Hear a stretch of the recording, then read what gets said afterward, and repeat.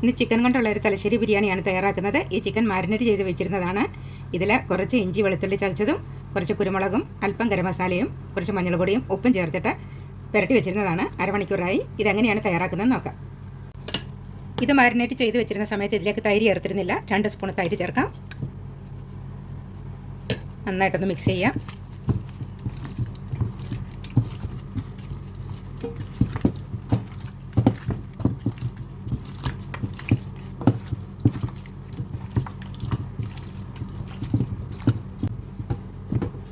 ഇതിനെ ഇവിടെ ഇരിക്കട്ടെ. ബാക്കിയുള്ള കാര്യങ്ങൾ നമുക്ക് റെഡിയാക്കാം. ആദ്യം തന്നെ നമുക്ക് കുറച്ച് ഉള്ളി വറുത്തെടുക്കാം. അതിനായിട്ട് 2 സ്പൂൺ നെയ്യ് ഒഴിച്ചിട്ടുണ്ട്. അതിനോടൊപ്പം തന്നെ കുറച്ച് എണ്ണ കൂടി ഒഴിച്ചു കൊടുക്കാം. അതിലേക്ക് നല്ല തിന്നായിട്ട് അരിഞ്ഞ കുറച്ച് ഉള്ളി നമുക്ക് വറുത്ത് കോരിയെടുക്കാം.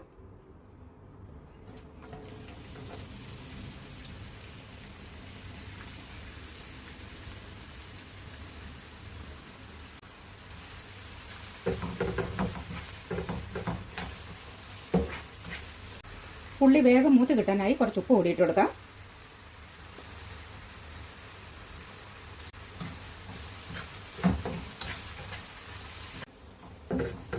ഇപ്പോൾ ഉള്ളി നല്ല ഗോൾഡൻ കളറായിട്ടുണ്ട്. ഈ പരുവാകുമ്പോൾ നമ്മളിത് എണ്ണയിൽ നിന്ന് മാറ്റണം. ഇതാണ് ഇതിൻ്റെ കറക്റ്റ് അളവ്. നമുക്ക് എണ്ണയിൽ നിന്ന് മാറ്റാം. ഇത് എണ്ണയിൽ നിന്ന് മാറ്റുമ്പോൾ കുറച്ച് സമയം പുറത്തിരിക്കുമ്പോൾ തന്നെ കുറച്ചുകൂടി ഇതിങ്ങനെ കളർ മാറി വരും.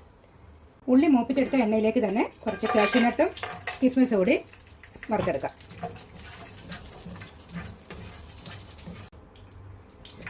ഇപ്പോൾ ഇതും വറുത്ത് കിട്ടിയിട്ടുണ്ട്.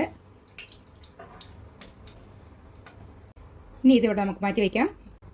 ഇനി നമുക്ക് ചിക്കൻ ശരിയാക്കി എടുക്കാം. ചിക്കൻ ശരിയാക്കി എടുക്കാൻ നമ്മൾ ഇതേ എണ്ണ തന്നെ കുറച്ച് ഇതിലേക്ക് ഒഴിച്ചു കൊടുക്കാം. ഇതിലൊഴിക്കാനുള്ള എണ്ണയേ ഉള്ളൂ. ഇനി നമുക്ക് എക്സ്ട്രാ എണ്ണ ഒഴിക്കേണ്ട ആവശ്യം വരുന്നില്ല. ഇത്ര എണ്ണ തന്നെ മതിയാവും. എണ്ണ ചൂടായി വന്നിട്ടുണ്ട്. അതിലേക്ക് കുറച്ച് ഉള്ളി ഇട്ട് വഴറ്റാം.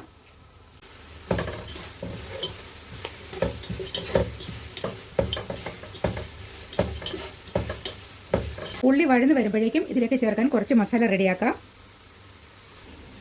ഇതിലേക്ക് ചതച്ച് ചേർക്കാനായി 5 പച്ചമുളക് ഇട്ടിട്ടുണ്ട്. ഒരു ചെറിയ പീസ് ഇഞ്ചി ഇട്ടു. 4 അല്ലി വെളുത്തുള്ളി ഇട്ടു. വളരെ കുറച്ച് മാത്രം പുതിനയില ഇട്ടിട്ടുണ്ട്. കുറച്ച് മല്ലിയിലയും വെച്ചു. ഇതിന് പുതിനയില കുറവും മല്ലിയില കൂടുതലും ആയിരിക്കണം. എങ്കിലാണ് തലശ്ശേരി ബിരിയാണിയുടെ യഥാർത്ഥ ടേസ്റ്റിലേക്ക് വരിക. അപ്പോൾ ഇത് നമുക്ക് നന്നായിട്ട് ചതച്ചെടുക്കാം. നന്നായിട്ട് ചതഞ്ഞു ഇട്ടിട്ടുണ്ട്. ഇത്ര മാത്രമേ ചതയ്ക്കാൻ പാടുള്ളൂ. ഒരുപാട് അരിഞ്ഞു പോകരുത്.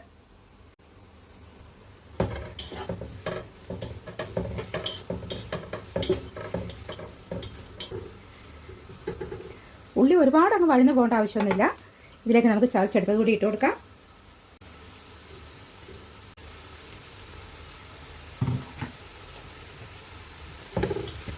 നന്നായിട്ടൊന്ന് വഴന്നു വരട്ടെ. ഇതിൻ്റെ പച്ചമണം മാറുന്നത് വരെ നമ്മൾ ഇളക്കി കൊടുക്കണം.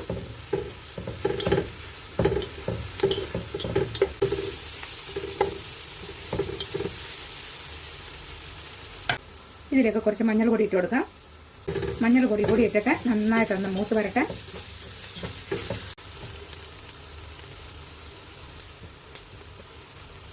ഇനി ഇതിലേക്ക് 2 മീഡിയം സൈസ് തക്കാളി കട്ട് ചെയ്തിട്ട് കൊടുക്കാം. ഇതിലേക്ക് നമ്മൾ ഉപ്പിട്ട് കൊടുത്തിരുന്നില്ല. കുറച്ച് ഉപ്പ് കൂടി ഇടാം.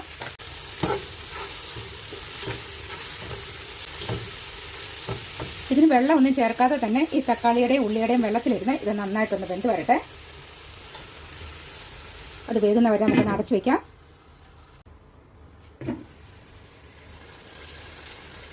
ഈ തക്കാളിയൊക്കെ നന്നായിട്ട് വെന്തുടഞ്ഞിട്ടുണ്ട്. ഇനി ഇതിലേക്ക് നമുക്ക് ചിക്കൻ ഇട്ട് കൊടുക്കാം. 1 കിലോ ചിക്കൻ തയ്യാറാക്കി വെച്ചിരുന്നതാണിത്. ഇത് നമുക്ക് ഇതിലേക്ക് ഇട്ട് കൊടുക്കാം.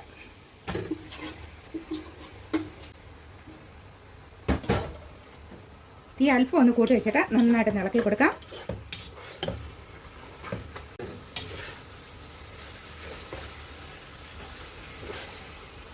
ഈ ചിക്കൻ്റെ 2 പുറവും ഇതിൻ്റെ ഈ കളർ ഒന്ന് മാറി വരുന്നത് വരെ നമ്മളൊന്ന് തിരിച്ചും പിരിച്ചിട്ട് കൊടുത്തൊന്ന് ഇളക്കി കൊടുക്കണം.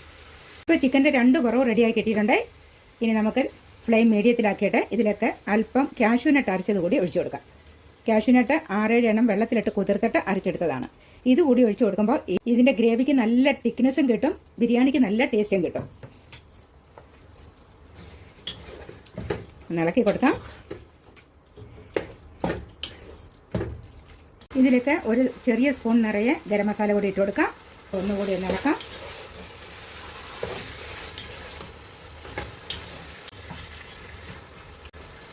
ഇനി ഇത് അടച്ചു വെച്ച് വേവിക്കാം.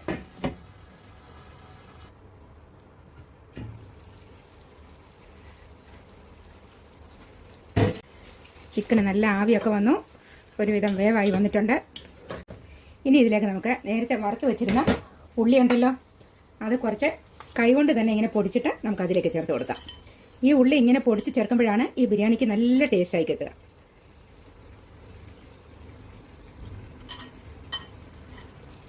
നന്നായിട്ട് ഇളക്കി കൊടുക്കാം.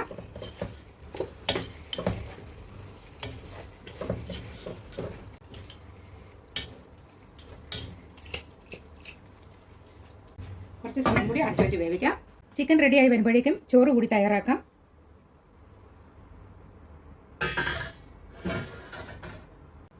ചൂടായ പാനിലേക്ക് 2 സ്പൂൺ നെയ്യ് ഒഴിച്ചു കൊടുക്കാം. അല്പം എണ്ണ കൂടി ഒഴിക്കാം. എണ്ണ കുറച്ച് മതി. ചൂടായ നെയ്യിലേക്ക് ഒരു തക്കോലം, ഒരു ചെറിയ പീസ് കറുവാപ്പട്ട, 2 ഏലക്കായ, അല്പം ബേ ലീവ്സ്, 2 ഗ്രാമ്പൂ, ഇതിലേക്ക് അല്പം ഉള്ളി അരിഞ്ഞത് കൂടി ഇടണം. ഈ ഉള്ളി മൂത്ത് പോകേണ്ട ആവശ്യമില്ല, ജസ്റ്റ് ഒന്ന് വാടി വന്നാൽ മതി. ജീരകശാല അരി 2 ഗ്ലാസ് നിറയെ എടുത്ത് ഇത് വെള്ളത്തിലിട്ട് 5 മിനിറ്റ് കുതിർത്തിട്ട് വെള്ളം ഊറ്റിയെടുത്തതാണ്. ഈ അരി കൂടി ഇതിലേക്കിട്ട് ചെറുതായിട്ട് അതിനെ ഒന്ന് വറുത്തെടുക്കാം.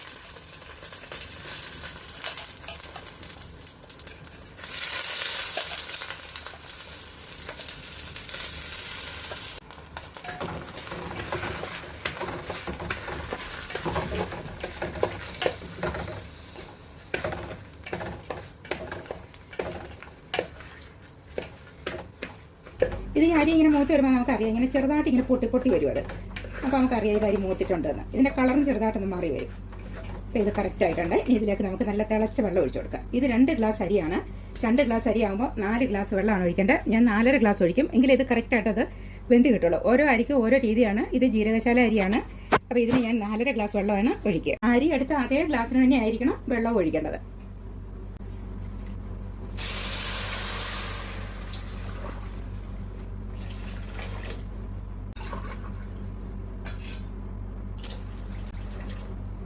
തിളച്ച വെള്ളം ഒഴിച്ചത് കൊണ്ട് തന്നെ ഇത് പെട്ടെന്ന് തിളച്ച് വേകും. പച്ച വെള്ളം ഒഴിച്ചു കഴിഞ്ഞാൽ ഈ ചോറ് അതിൽ കിടന്നിട്ട് വെന്ത് കൊഴിഞ്ഞു പോകും. അതുകൊണ്ടാണ് നമ്മൾ ചൂട് വെള്ളം, തിളച്ച വെള്ളം തന്നെ ഒഴിക്കുന്നത്. ഇനി ഈ ചോറിന് ആവശ്യമായ ഉപ്പ് കൂടി ഇട്ട് കൊടുക്കാം. ഇതിലേക്ക് അല്പം നാരങ്ങ നീര് കൂടി പിഴിഞ്ഞൊഴിക്കാം. 1 മുറി നാരങ്ങയുടെ നീരാണ്. നന്നായിട്ട് ഇളക്കി കൊടുക്കാം.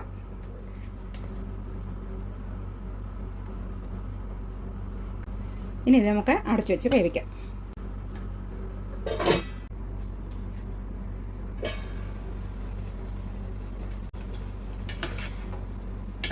ചോറ് ഇളക്കിയിട്ട് കൊടുക്കാം. ഒരുപാട് വെന്ത് പോകരുത്. 80% വരെയൊക്കെ ചോറ് വെന്താൽ മതി. ഇതിപ്പോൾ നമ്മൾ ഒഴിച്ച വെള്ളം കറക്റ്റ് ആയതുകൊണ്ട് തന്നെ അത് കറക്റ്റായിട്ട് വെന്ത് വരുന്നുണ്ട്.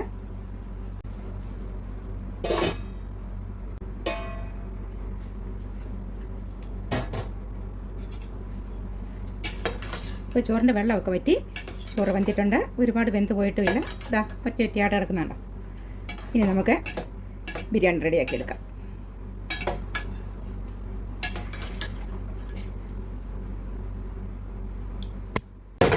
ഇനി നമുക്ക് ബിരിയാണി ദം ചെയ്തെടുക്കാം. എപ്പോഴും ഞാൻ തലശ്ശേരി ബിരിയാണി റെഡിയാക്കുമ്പോൾ കുറച്ച് ഗ്രേവി ഇങ്ങനെ മാറ്റിയെടുക്കാറുണ്ട്.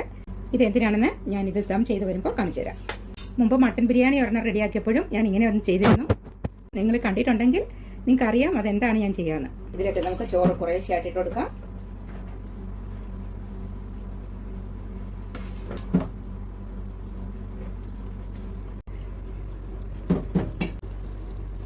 ഇത് നോക്ക്, ഈ ചോറ് ഒറ്റയായിട്ട് കിടക്കുന്നുണ്ടോ. ഇത് നമ്മൾ കറക്റ്റ് വെള്ളവും തിളച്ച വെള്ളവും ഒഴിച്ച് വേവിക്കുമ്പോഴാണ് നമുക്ക് ചോറ് ഇങ്ങനെ കിട്ടുന്നത്.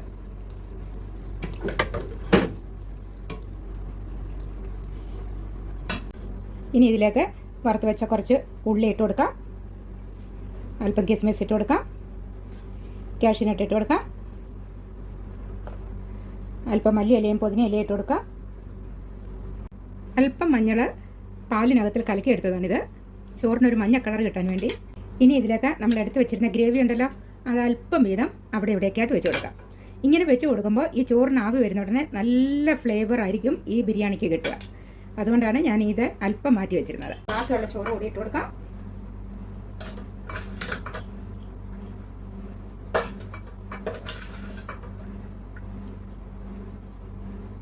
വറുത്ത് വെച്ചിരുന്ന ഉള്ളി ബാക്കി വന്നിരുന്നത് ഇട്ട് കൊടുക്കാം.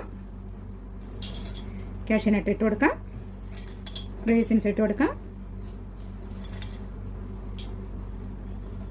മല്ലിയില പുതിനയില അരിഞ്ഞത് ഇട്ട് കൊടുക്കാം. പുതിനയില വളരെ കുറച്ച് മാത്രമേ പാടുള്ളൂ. ബാക്കി എടുത്ത് വെച്ചിരുന്ന അല്പം മസാല ഉണ്ടല്ലോ, അവിടെ എവിടെയൊക്കെ ആയിട്ട് ഇങ്ങനെ തൊട്ട് വെക്കാം. അല്പം ഗരം മസാല ഇതിൻ്റെ പുറത്ത് നിന്ന് കുടഞ്ഞു കൊടുക്കാം. കുറച്ച് മഞ്ഞൾ വെള്ളം കൂടി ഒഴിച്ചു കൊടുക്കാം. ഒരല്പം തൈര് ഇടയ്ക്കൊക്കെ ഇങ്ങനെ വെച്ച് കൊടുക്കാം. ചെറിയൊരു പുളിയൊക്കെ കിട്ടും, നല്ല ടേസ്റ്റ് ആയിരിക്കും. ഒരല്പം നെയ്യ് കൂടി ഇതിൻ്റെ പുറത്ത് ഇങ്ങനെ ഒഴിച്ചു കൊടുക്കാം. ഇത് ഇത്രയുമാക്കി ഇതിനെ അടച്ചു വെച്ച് നമ്മൾ ദം ചെയ്തെടുക്കുമ്പോൾ ഇത് തുറന്നെടുക്കുന്ന ഉടനെ ഇതിൻ്റെ സ്മെല്ല് പറഞ്ഞറിയിക്കാൻ പറ്റില്ല. അതുകൊണ്ടാണ് ഇത്രയും സെറ്റ് ചെയ്ത് വെച്ചത്. ഇനി ഇതിനെ നമുക്ക് അടച്ചു വയ്ക്കാം. ഇതിൻ്റെ പുറത്തേക്ക് നമ്മൾ ഫോയിൽ കൊണ്ട് ഇങ്ങനെ ചുറ്റി വയ്ക്കുമ്പോൾ ദം ചെയ്തതുപോലെ തന്നെ നമുക്കിത് കിട്ടും. ഇനി ഒരു 10 മിനിറ്റ് ഇതിവിടെ ഇങ്ങനെ ഇരിക്കട്ടെ. വളരെ ചെറിയ തീയിലാണ്. ഈ അടുപ്പിൻ്റെ മുകളിലായിട്ട് ഞാൻ ഒരു തട്ട് വെച്ചിട്ടുണ്ട്. നല്ല ഹോളുള്ള ഒരു തട്ടാണ്. അപ്പോൾ അത് നല്ല ചെറിയ ചൂടിലിരുന്നിട്ട് നന്നായിട്ട് ഇത് സെറ്റായി കിട്ടും. ഇപ്പോൾ ഈ ബിരിയാണി നന്നായിട്ട് റെഡി ആയിട്ടുണ്ട്. ഇപ്പോൾ 10 മിനിറ്റായി നമ്മളിതിവിടെ വെച്ചിട്ട്. ഇതിൻ്റെ പുറത്തേക്ക് തൊടാൻ പറ്റില്ല, അത്രത്തോളം ചൂടാണ്. അങ്ങനെയാണ് നമ്മൾ ഇതിൻ്റെ പുറത്ത് നന്നായിട്ട് ആവി വന്നിട്ടുണ്ട്, ഇത് റെഡിയായി എന്ന് മനസ്സിലാക്കുന്നത്. കാരണം ഇതിപ്പോൾ ഞാൻ തുറക്കാത്തതിൻ്റെ കാര്യം എന്ന് പറഞ്ഞാൽ ഇത് കുറച്ച് സമയം ഫ്ലെയിം ഓഫ് ചെയ്ത് വെച്ചിട്ട് ഇങ്ങനെ തന്നെ വെച്ചിരിക്കുമ്പോഴാണ് ബിരിയാണിയുടെ യഥാർത്ഥ ടേസ്റ്റും അതിൻ്റെ മണവും ഒക്കെ നമുക്ക് കിട്ടുക. അരമണിക്കൂർ ഇതിവിടെ ഇരിക്കട്ടെ. അപ്പോഴേക്കും ഇത് നല്ല സെറ്റായി കിട്ടും. ബിരിയാണിക്ക് നമ്മളെപ്പോഴും ഒരു സലാഡ് റെഡിയാക്കാറുണ്ടല്ലോ. ഒരു കുക്കുംബറും ഒരു സവാളയുടെ പകുതിയും കുറച്ച് മല്ലിയിലയും പുതിനയിലയും കൂടെ ചെറുതായിട്ട് ഇങ്ങനെ അരിഞ്ഞെടുത്താണത്. ഇതിലേക്ക് കുറച്ച് തൈര് കൂടി ഇടാം.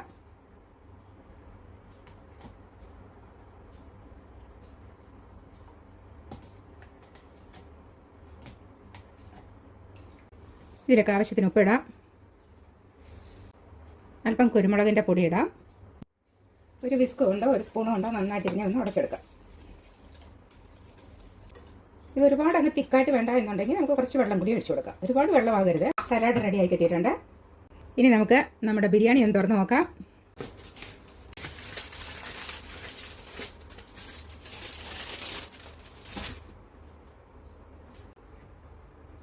നല്ല അടിപൊളിയായ തലശ്ശേരി ചിക്കൻ ബിരിയാണി ഇവിടെ റെഡി ആയിട്ടുണ്ട്. നല്ല മണമാണ്. ആ നെയ്യുടെയും മസാലയുടെയും ഒക്കെ കൂടെ സ്മെല്ല് നമുക്കിത് പറഞ്ഞറിയിക്കാൻ പറ്റില്ല.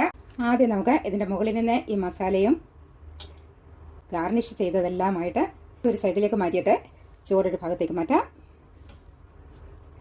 ഇതാ നോക്കൂ, നല്ല മണിയായിട്ട് കിടക്കുന്ന ചോറ് നോക്കാം. ഒട്ടും വെന്ത് പോയിട്ടില്ല, കുഴഞ്ഞു പോയിട്ടില്ല. നല്ല ചോറായിട്ട് തന്നെ കിട്ടിയിട്ടുണ്ട്. നമുക്കിത് ഒരു പ്ലേറ്റിലേക്ക് മാറ്റാം. ആദ്യം നമുക്ക് കുറച്ച് ചോറ് മാത്രമായിട്ട് മാറ്റിയിട്ട് ചിക്കൻ ഇതിൻ്റെ മുകളിലേക്ക് എടുക്കാം.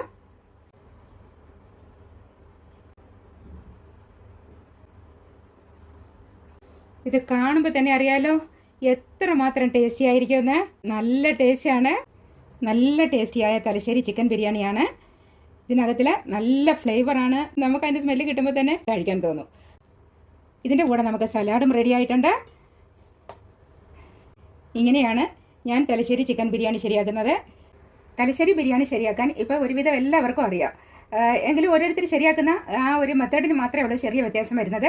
ഞാൻ ശരിയാക്കുന്ന രീതി ഇതാണ്. ഇത് നല്ല ടേസ്റ്റാണ്. നിങ്ങൾ ഇങ്ങനെയല്ല തയ്യാറാക്കുന്നതെങ്കിൽ നിങ്ങൾ ഇങ്ങനെ കൂടി ഒന്ന് തയ്യാറാക്കി നോക്കൂ. നിങ്ങൾക്ക് എല്ലാവർക്കും ഇഷ്ടപ്പെടും. ഈ വീഡിയോ ഇത്രയും നേരം നിങ്ങൾ കണ്ടതിന് താങ്ക് യു. ഇനി അടുത്ത നല്ല വീഡിയോയുമായി വരാം. അതുവരേക്കും ബൈ.